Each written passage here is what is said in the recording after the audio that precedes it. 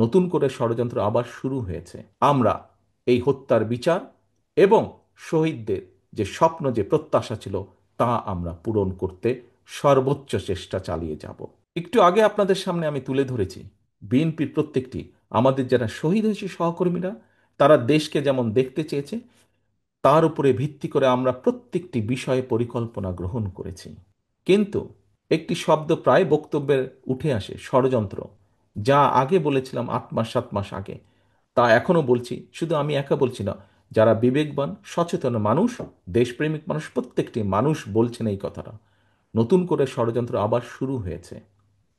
একটু আগে আমি বলেছি বিএনপি তার অভিজ্ঞতার আলোকে বলেছে সংস্কার কোনটি উচিত হবে, কোনটি উচিত হবে না, বা কি মতামত। কারণ বিএনপি দায়িত্ববোধ থেকে বলেছে। বাংলাদেশ জাতীয়তাবাদী দলের পক্ষ থেকে আপনাদের সকলের সামনে আজকে জোর গলায় আমি বলতে চাই, বিএনপি বিশ্বাস করে বাংলাদেশের জনগণ তাদের সকল রাজনৈতিক ক্ষমতার উৎস। বিএনপি বিশ্বাস করে বাংলাদেশের অস্তিত্বে। বিএনপি বিশ্বাস করে বাংলাদেশের মানুষের স্বাধীনতা সার্বভৌমত্বে, দেশের স্বাধীনতা সার্বভৌমত্বে। বিএনপি বিশ্বাস করে এটি, বাংলাদেশই হচ্ছে বিএনপির সর্বপ্রথম এবং সর্বশেষ ঠিকানা।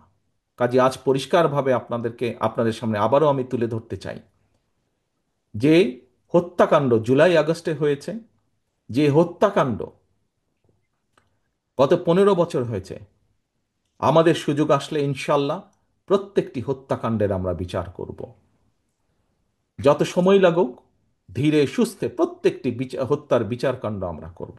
আমাদের সকলকে চোখ কান খোলা রাখতে হবে। আমাদের যে আন্দোলন, আমাদের যে যুদ্ধ ছিল গণতন্ত্র প্রতিষ্ঠার, মানুষের অধিকার প্রতিষ্ঠার, সেই যুদ্ধ কিন্তু এখনো শেষ হয়ে যায়নি। একটি হাদিস দিয়ে আপনাদের সামনে থেকে আজকে আমি বিদায় নিতে চাচ্ছি। একটি হাদিসে বলা হয়েছে, কোনো ব্যক্তির মিথ্যাবাদী হওয়ার জন্য এতটুকুই যথেষ্ট যে সে যা শুনে সত্যতা যাচাই না করে তাই প্রচার করে বেড়ায়। প্রিয় সহকর্মী বৃন্দ, সম্মানিত উপস্থিতি বৃন্দ, আমরা অনেককেই আজকে ধর্মীয় অবস্থান থেকে ধর্মীয় অবস্থান থেকে অনেককে আমরা কথা বলতে দেখি, অনেককে কথা বলতে শুনি। তাদের সকলের কাছে, তাদের সকলের সামনে এই হাদিসটি আমি রেখে যাচ্ছি। শিয়া বাটার ও ভিটামিন ই সমৃদ্ধ লিলি হালাল বিউটি সোপ, তারুণ্যময় উজ্জ্বল ত্বকের জন্য। আমি আশা করব আমরা যারা এই দেশের, বাংলাদেশের মাটিতে বড় হয়েছি, বাংলাদেশের আলো বাতাসে বড় হয়েছি, আমরা আমাদের সর্বশক্তি দিয়ে এই দেশের স্বাধীনতা সার্বভৌমত্ব, এই দেশের মানুষের অধিকারকে রক্ষা করব।